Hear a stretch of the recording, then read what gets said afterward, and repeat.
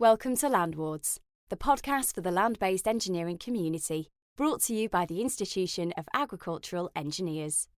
Welcome to the IAgrE Business News. I'm your host, Andy Newbold, editor of Landwards, and today I am joined by Kit Franklin, Principal Investigator of the Hands-Free Farm project and Senior Lecturer in Agricultural Engineering at Harper Adams, who is one of our guest commentators. We are also joined by... It's Hugh Crabtree. Hello, Hugh. Hi there, Andy. How are you doing? I'm very well, thank you. Thank you for joining us today. And last, and by no means least, we are joined by... Stuart Goodinson, who is Managing Director of DeLacy Executive, who is going to give us his unique take on some of the news headlines. Hello, Stuart. Hi, good afternoon, Andy. How are you doing? I'm really good, thank you. So the plan is we will romp through a few of the latest headlines as they relate to agricultural engineering. Headline number one, Harper Adams University Vice-Chancellor is set to retire in July. Fire away, Kit. So a few comments from me on this one.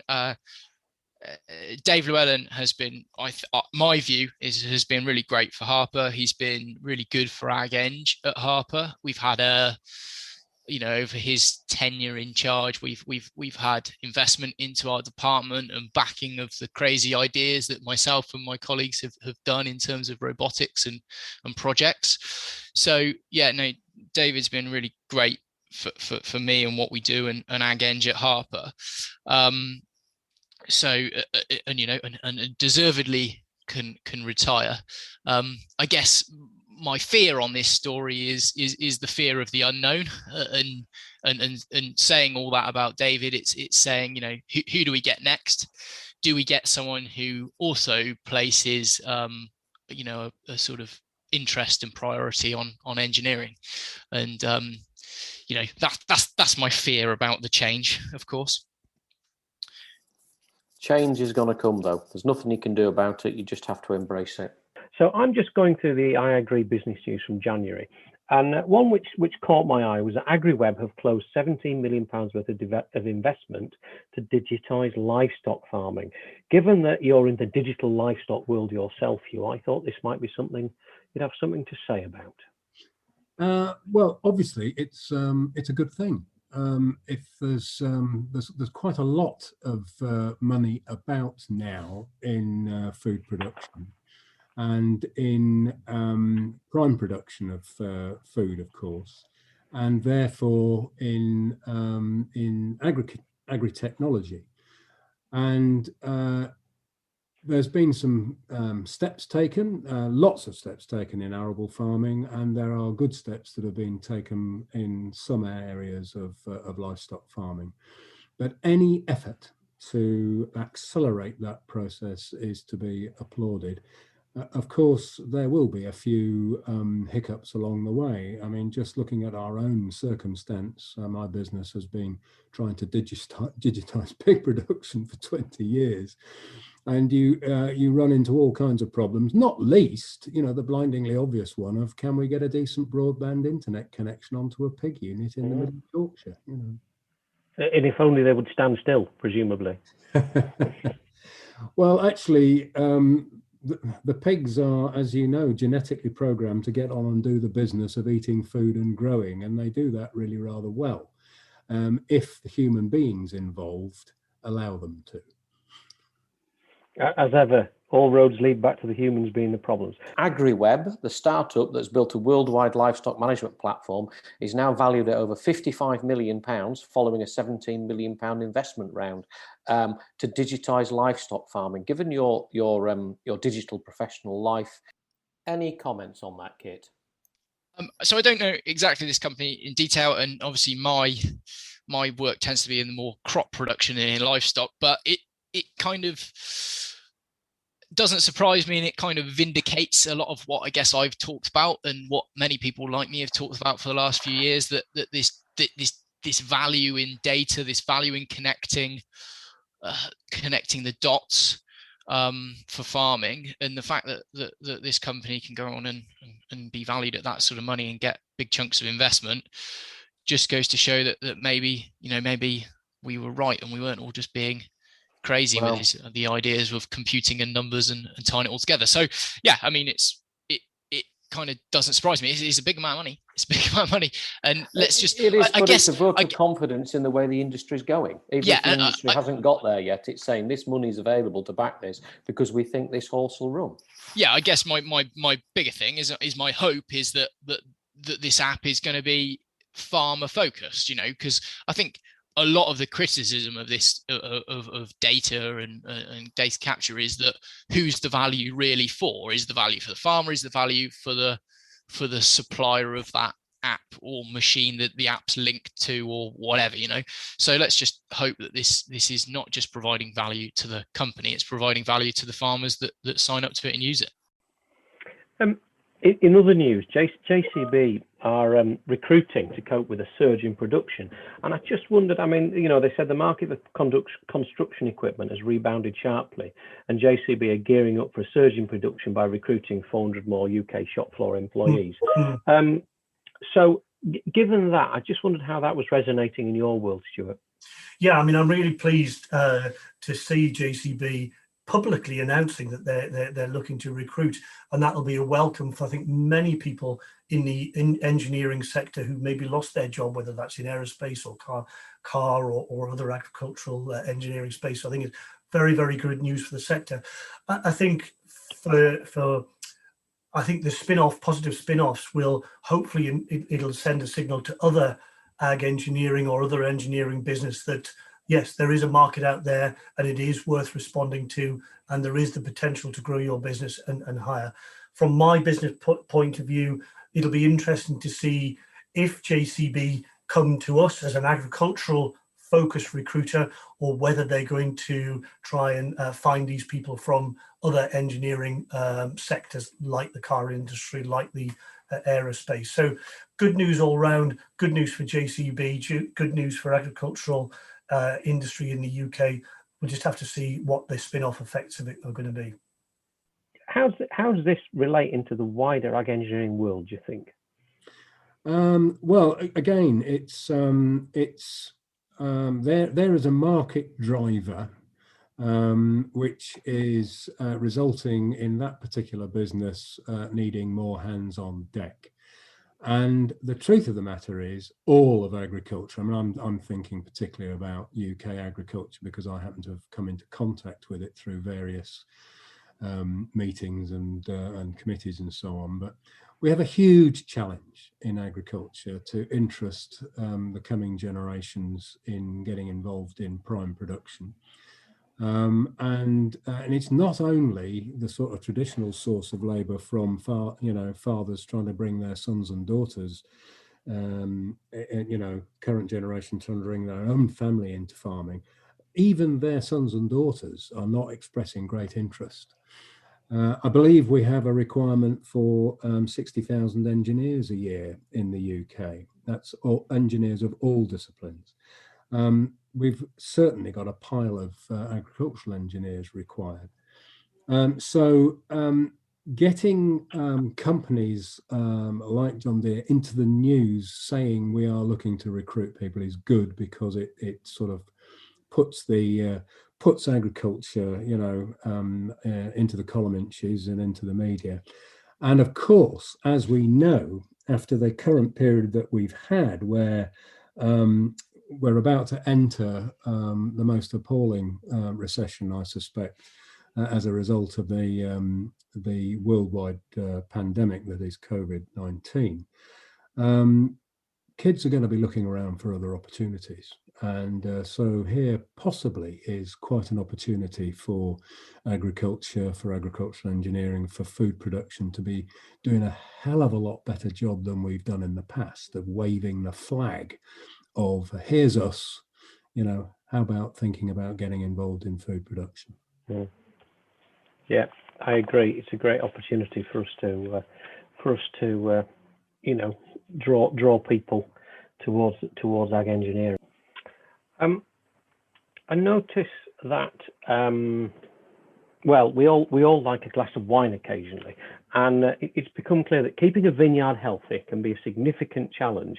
And a startup company in Italy called Free Green Nature are dedicated to the development of advanced precision farming systems, and they've developed a unique solution, which is an engine-driven autonomous robot which uses ultraviolet rays (UV) to eliminate mildews and other growth.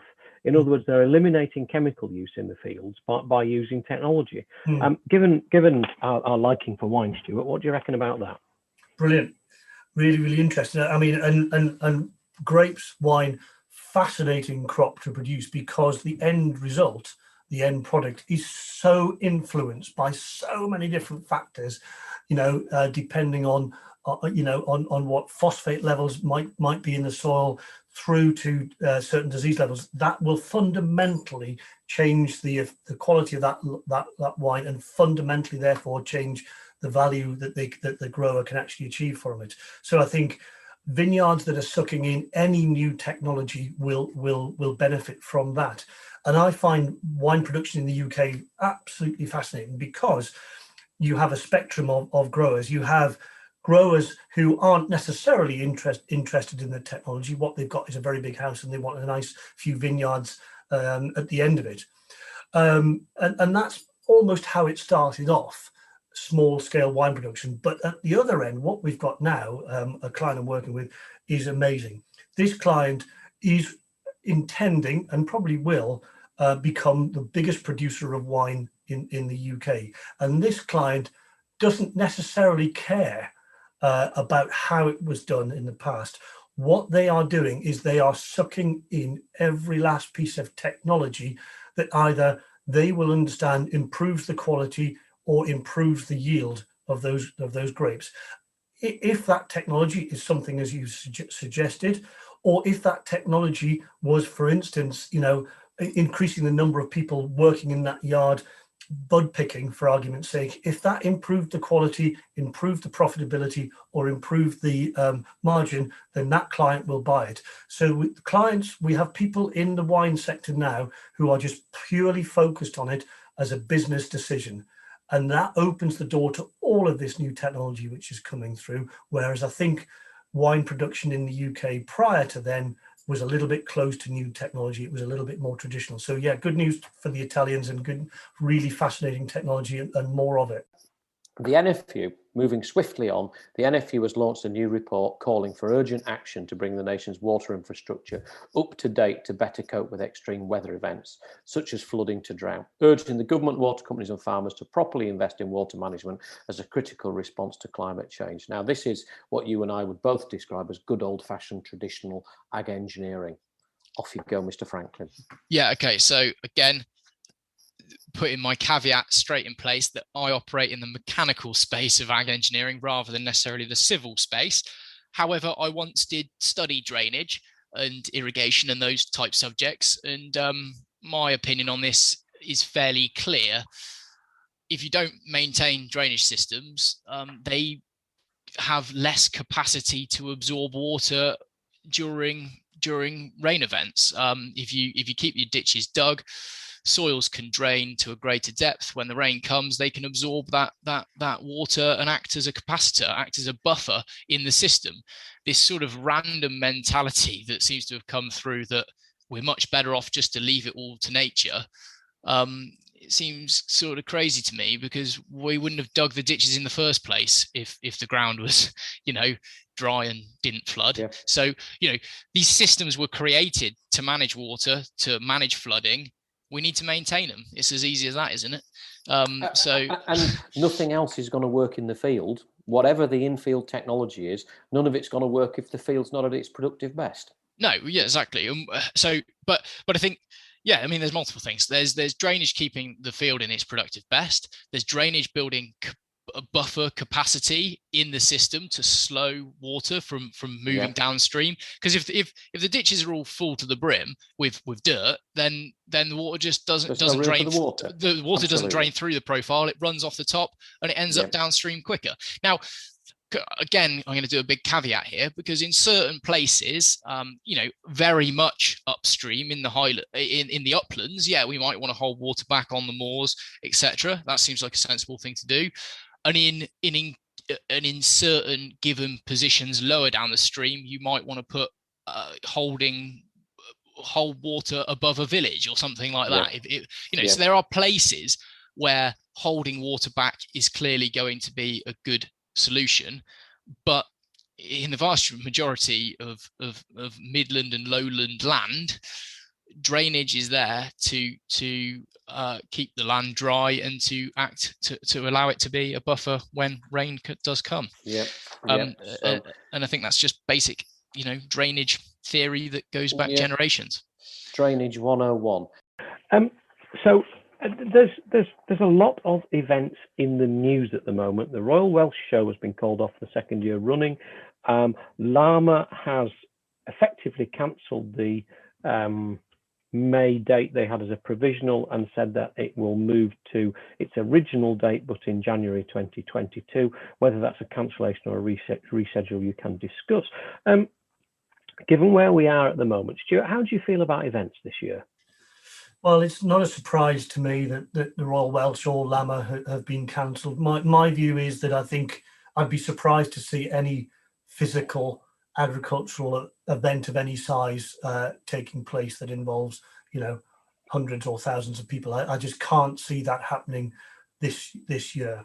So I'm not surprised that they've been cancelled. I'm disappointed.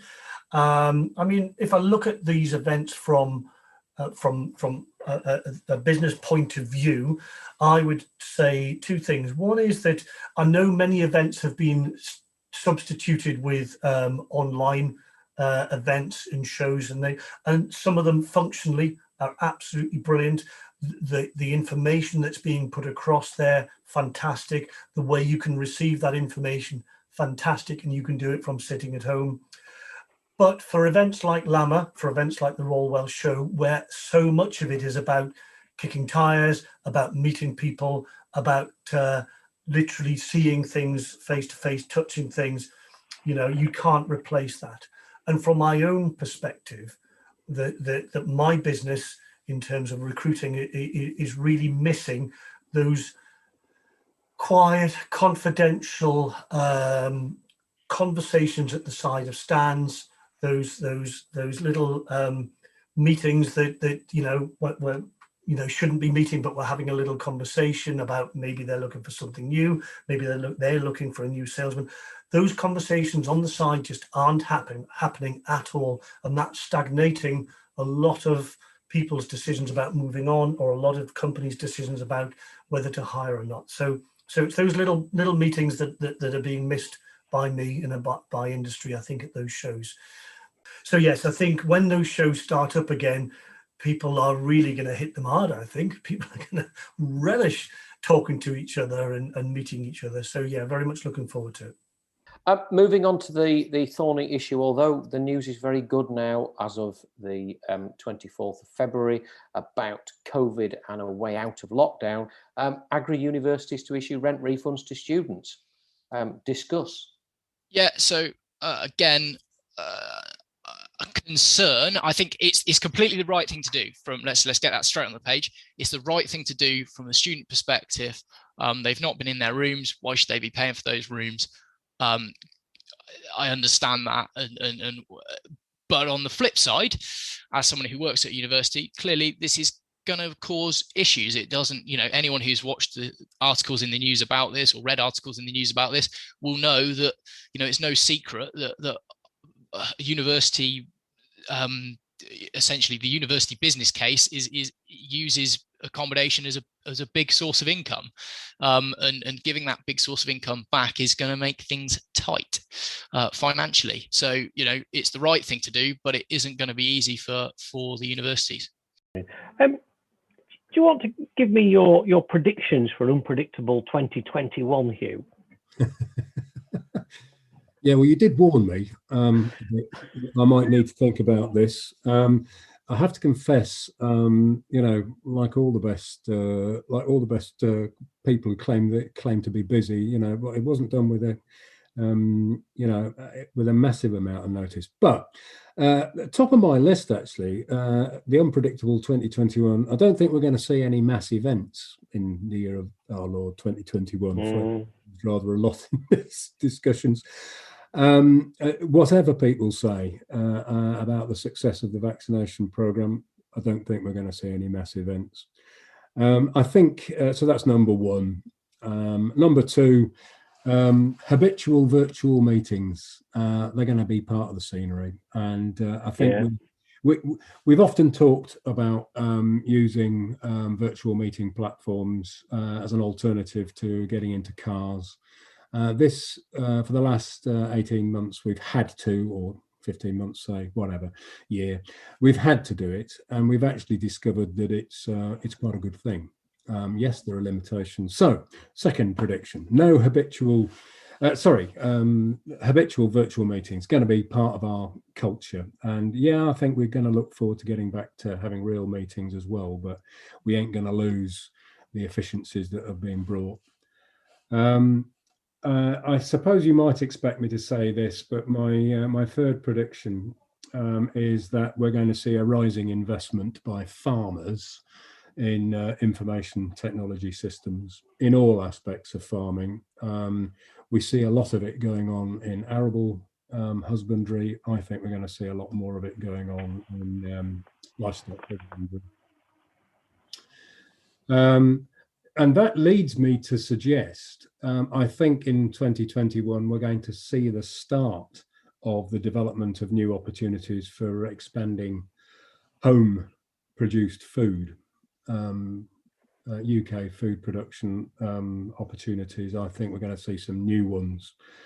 This is obviously partly to do with Brexit, but it's also partly to do with other influences that there are going around, and some of them indeed COVID related. But for example, I mean, in my own experience, I think we're going to see a bit of an opportunity for expanding the UK pig breeding herd. That's a particular area, and in particular niches within food production, in processed meat products, that charcuterie, for example, new opportunities in that. So there was my fourth prediction, and my last one. You did ask for five, and I'm back to where I started. We're going to steadily learn to live with COVID.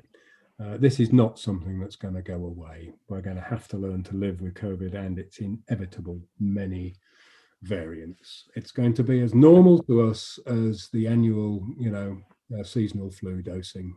It's just going to be another of those. Yeah, and it's just going to become that, and it's becoming it as we speak, as we all get jabs put in our arms, isn't it? Well, I think yes. I think it's this year in particular, because there will be a consumer perception that the jabs are going to release us all back into partying, and it just isn't. Ain't going to happen. No, and that's the lesson we're going to learn is, we've got to check. There'll be some elements of our behaviour that has been changed by the pandemic that will be changed for good. Some aspects of social distancing are just going to be changed for good. Yeah, I'd agree with that.